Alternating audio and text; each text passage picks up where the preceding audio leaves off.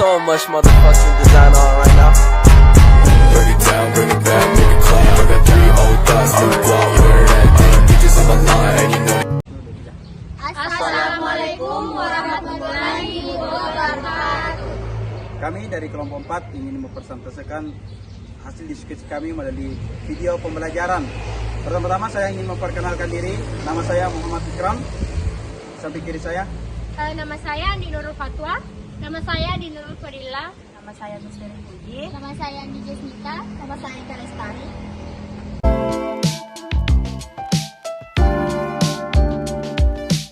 Baik, ada 3 pembahasan yang akan kami bahas. Yang pertama, pengertian perkembangan fisik peserta didik. Yang kedua, bagaimana perkembangan fisik peserta didik. Yang ketiga, faktor-faktor yang mempengaruhi perkembangan fisik peserta didik. Pembahasan pertama yaitu pengertian perkembangan fisik peserta didik.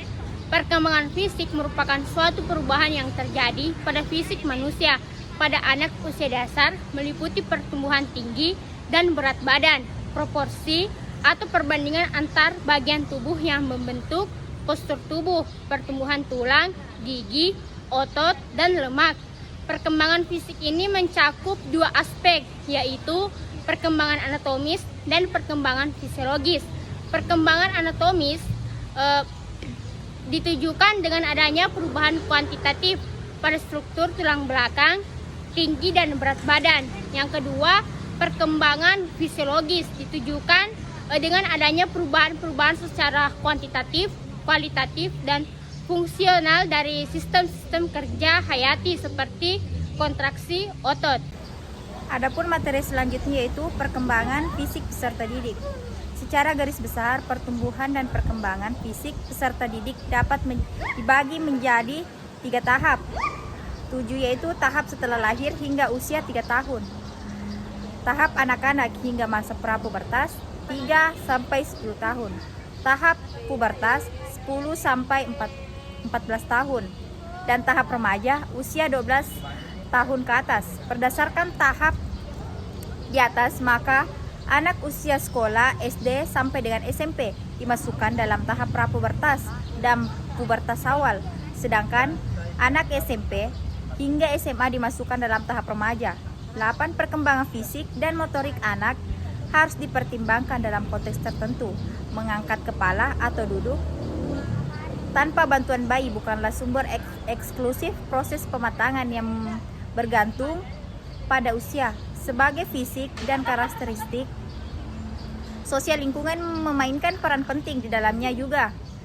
Adolf dan Berger menggunakan contoh merangkak dan belajar berjalan untuk menggambarkan beberapa banyak praktik sehari-hari dan harapan ibu dalam membesarkan anak signifikan untuk menguasai tolak ukur motorik.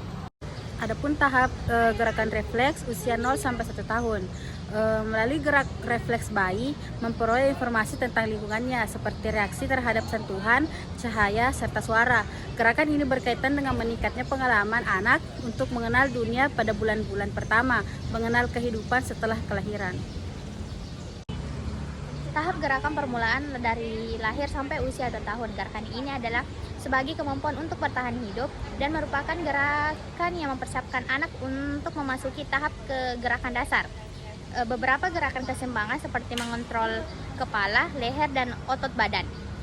Gerakan manipulatif seperti menggapai, menggenggam, dan melepaskan. Dan gerakan lokomotor seperti merayap, merangkak, dan berjalan.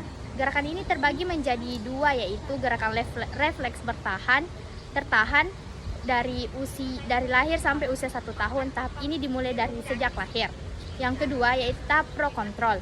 Dari usia 1 tahun sampai 2 tahun, usia 1 tahun, anak mulai lebih baik mengontrol gerakannya.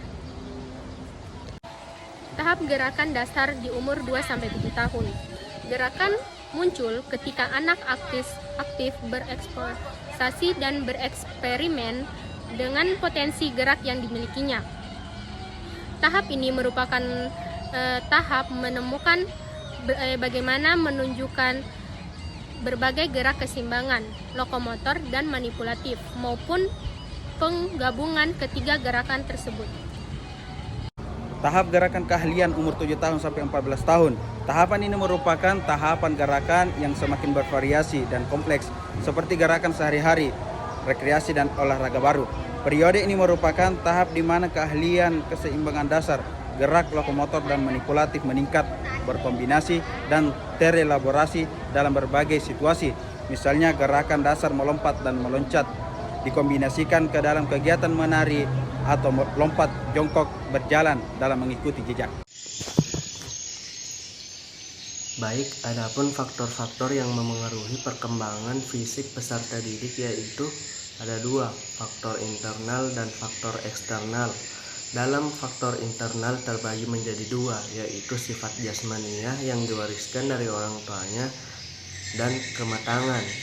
Sedangkan faktor eksternal terbagi menjadi empat, yaitu kesehatan, makanan, lingkungan, dan pelatihan.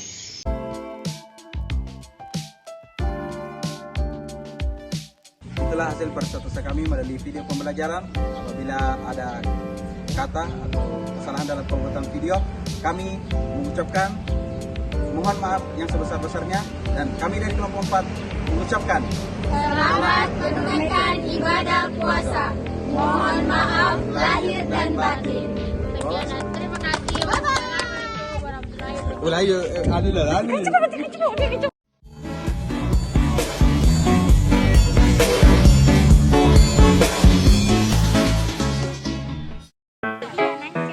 saya Bianca pernah Do ba do ba do ba do ba do ba do ba do ba do do ba do boo do a boo ba do ba do boo boo ba do a do ba do ba do a do ba do ba do do do a do ba do ba do a do ba do ba do ba do ba do a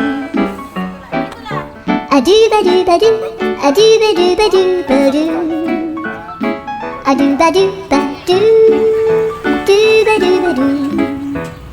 a do do do do a do ba do ba do a do ba do ba do ba do ba do a do ba do ba do do do ba do yeah.